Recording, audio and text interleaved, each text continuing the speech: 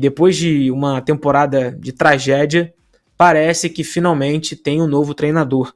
Tite disse sim ao Flamengo, né? Informação que circulou bastante no dia de hoje. O técnico Tite, ex-treinador da seleção brasileira, ídolo do Corinthians, acertou com o Flamengo para ser o treinador até 2024. É um técnico que, particularmente, eu não tenho tanto apreço pelo estilo de jogo dele. Eu vejo que ele prefere muito ter um jogo de uma equipe mais agrupada, não tão ofensiva assim.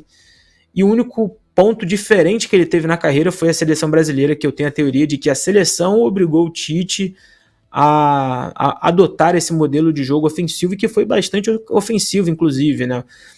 Não sei se vocês se recordam, mas na véspera da Copa do Mundo, alguns amistosos, o Brasil chegou a jogar um 4-1, 4-1, às vezes com apenas o Casemiro de volante, algumas vezes com Paquetá, Vinícius Júnior, Neymar, Rafinha e até mesmo Richarlison. Então ele fazia várias mudanças nessa equipe, fazendo com que o Brasil fosse ofensivo. Mas enquanto técnico do Corinthians, enquanto técnico de clube, talvez a passagem dele em 2015 pudesse ser a passagem um pouco mais ofensiva. Mas é da natureza do Tite ser um pouco mais reativo. Assim como no Flamengo, ou na seleção brasileira, eu acredito que o Flamengo vai obrigá-lo a ter esse modelo bem mais ofensivo. E será que o Tite é então o técnico, o nome que o Flamengo deveria contratar? Eu particularmente já comentei que não queria.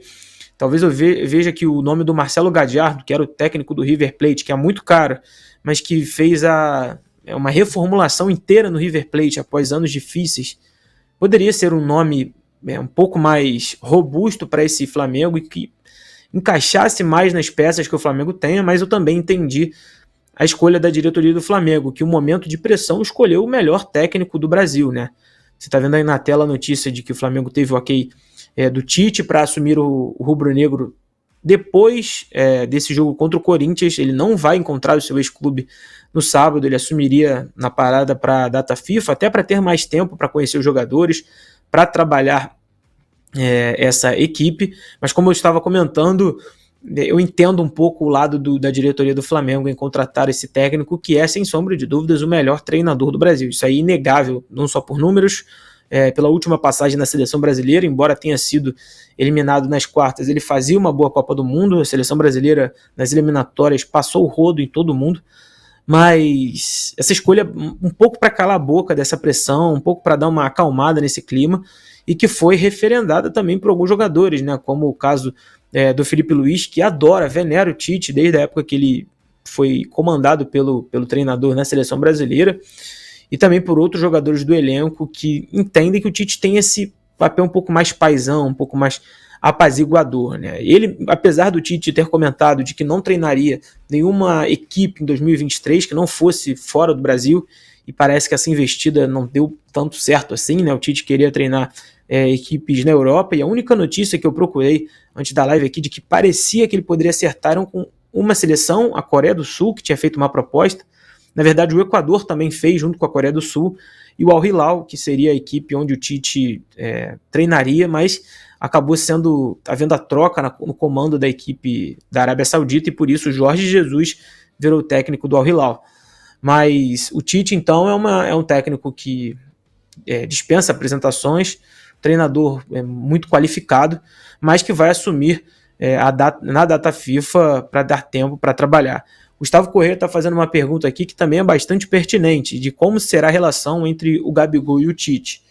O Gabigol é um jogador que teve muito sucesso no Flamengo, né? Esse ano de 2023 não foi tão bem assim, mas que na comemoração do título do Flamengo da Libertadores de 2022, o trio elétrico dançou junto com uma música em que xingavam o Tite e diziam que o Gabigol era do Flamengo, né? Porque o Gabigol não estava sendo convocado pelo Tite e nem foi para a seleção brasileira. Acabou indo para a Copa do Mundo o Pedro e o Everton Ribeiro. Foram os dois jogadores do Flamengo que agora vão trabalhar novamente com o Tite, que acabaram sendo selecionados e escolhidos para jogar a Copa do Mundo. Mas eu não acredito que vá ter alguma diferença, né, entre os dois. Vejo que o Tite é um cara que sabe lidar com esse tipo de jogador, sabe tirar a pressão também dos jogadores, e com o Gabigol nada que uma conversa ali não vai resolver. Não vejo que o ego, nenhum dos dois, vai interferir nesse ponto. Até porque, como eu comentei, o Tite vem com uma bagagem de ser o último técnico da seleção brasileira e com apoio não apenas de Felipe Luiz, que é um cara que comanda o vestiário do Flamengo, como o Everton Ribeiro e também o Pedro. Então, a decisão eu não acho que foi equivocada. Eu teria escolhido um técnico de um perfil diferente, como eu comentei, talvez como o Marcelo Gallardo. Só que o momento da pressão que a diretoria do Flamengo está recebendo, de você colocar o Tite, é basicamente dizer para a sua torcida e para os críticos de que não tem mais o que criticar. Tite é o melhor técnico do Brasil, sem dúvida alguma, e que agora vai assumir o Flamengo na data FIFA para ter um pouco de tempo para trabalhar, para implementar algumas ideias, filosofias, mas acima de tudo ele vai ter o papel de fazer uma janela de transferências do início do ano de 2024 diferente do que o Flamengo fez no meio do ano. Já saíram algumas reportagens também de que o Flamengo vai ter um pouco mais de investimento até do que já tinha, então vai ser um investimento alto, e o Tite tem esse papel de montar esse elenco de acordo com o que ele acredita.